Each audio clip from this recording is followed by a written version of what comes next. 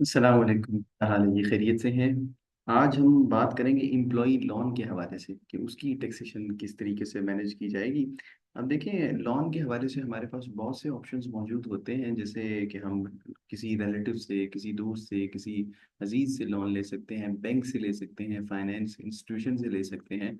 लेकिन इन तमाम ऑप्शंस के साथ साथ हमारे पास एक ऑप्शन ये भी होता है कि हम अपने एम्प्लॉयर से, अपनी कंपनी से या जहाँ पे हम जॉब करते हैं वहां से लोन ले लें। अब बैंक से लेंगे तो जाहिर सी बात है उसके ऊपर इंटरेस्ट होगा। और किसी दोस्त, रिश्तेदार, अजीज से लेंगे उसमें भी कुछ ना कुछ जहमतें, कबाहतें हैं, जिसके ऊपर 2-3 दिन पहले एक वीडियो अपलोड हो चुकी है। उसी वीडियो के हवाले से फिर लोगों ने कहा कि एक ऐसी वीडियो भी बननी चाहिए जिसमें एम्प्लॉय लोन के हवाले से डिस्कशन की जाए। तो आज उसके ऊपर बात की जा रही है। अब देखें, जब हम बीइंग एन एम्प्लॉय अपने एम्प्लॉयर से, अपनी कंपनी से लोन लेते हैं तो यूजुअली कंपनी हमें इंटरेस्ट चार्ज नहीं करती। बैंक या फाइनेंस इंस्टीट्यूशन वो हमें इंटरेस्ट चार्ज करते हैं।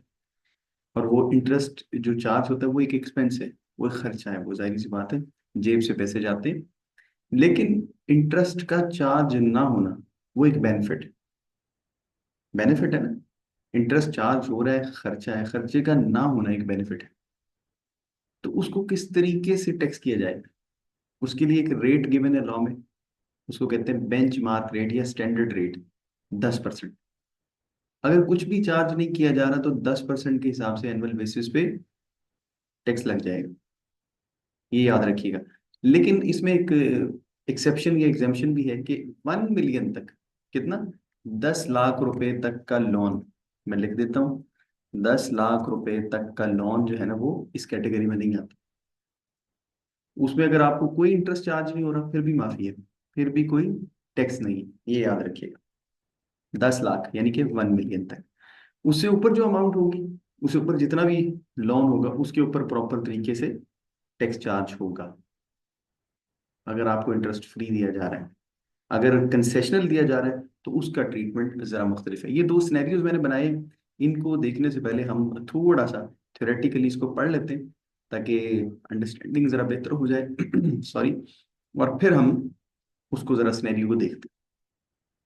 हमने जनाब लोन लिया है, उसके ऊपर इंटरेस्ट चार्ज नहीं किया गया, तो इसका मतलब हमें बेनिफिट मिला है।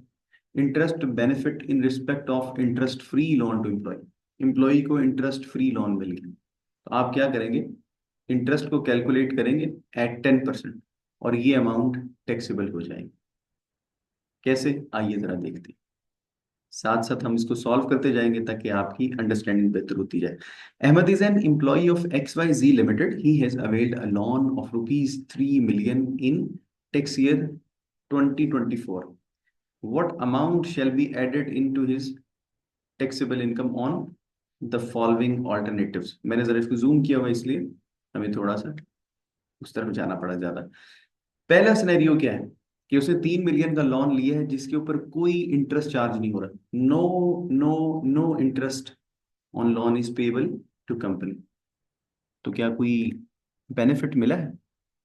हाँ जी, यकीनन बेनिफिट मिला है। कितना मिला है? 10% का एनुअल बेसिस पे।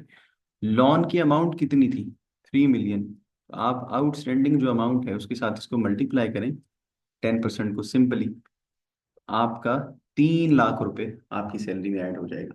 जैसे आपकी बाकी चीजें होती है, बेसिक सैलरी होती है, अलाउंसेस हैं, रीइंबर्समेंट है, उसी तरीके से ये भी आपकी टैक्सेबल सैलरी का पार्ट बन जाएगा। ये 3 लाख रुपए, 30 लाख नहीं, 30 लाख के ऊपर आपने इस तरीके से फॉर्मूला लगाया।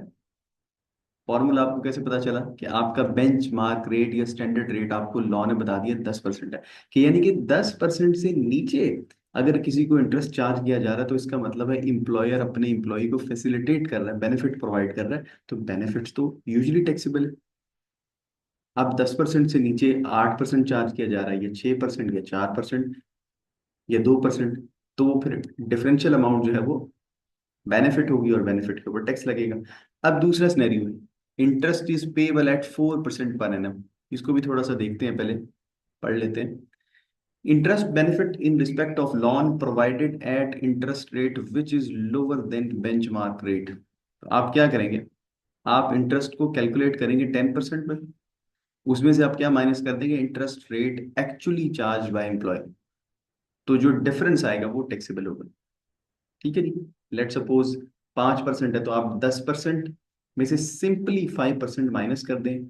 जो डिफरेंशियल रेट आ रहा है या इंक्रीमेंटल आ रहा है, जो भी आप कहें, या नेट रेट आ रहा है 5%, उस 5% को आप लोन की जो अमाउंट है आउटस्टैंडिंग उसके साथ मल्टीप्लाई करें, आपका आंसर आ जाएगा।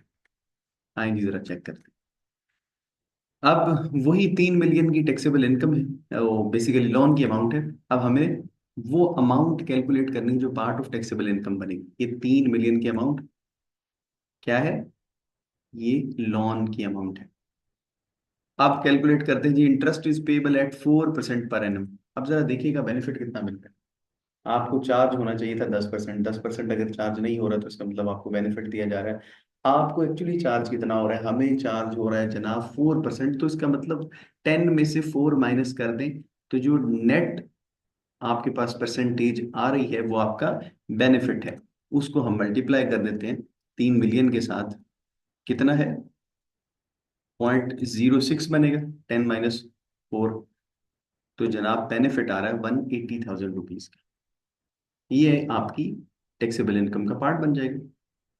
बस ये सिंपल है जी, इसमें कोई और मुश्किल नहीं। उसके अलावा यकीनन कुछ ना कुछ सवालात आएंगे, क्योंकि ये तमाम चीज़ें पार्ट ऑफ परक्विजिट्स हैं। अकोमोडेशन प्रोवाइड कर दी जाए एम्प्लॉयर की तरफ से, उसको कैसे टैक्स करना है। उसके अलावा गाड़ी, बाइक प्रोवाइड कर दी जाए, उसमें फिर ये होता है कि ज़ाती इस्तेमाल के लिए या ऑफिशियल यूज़ के लिए। तो इंशाल्लाह 1-2 दिन में हम इसके हवाले से भी वीडियोस अपलोड करेंगे, ताकि सैलरी के हवाले से किसी किस्म की कोई परेशानी आपको ना रहे।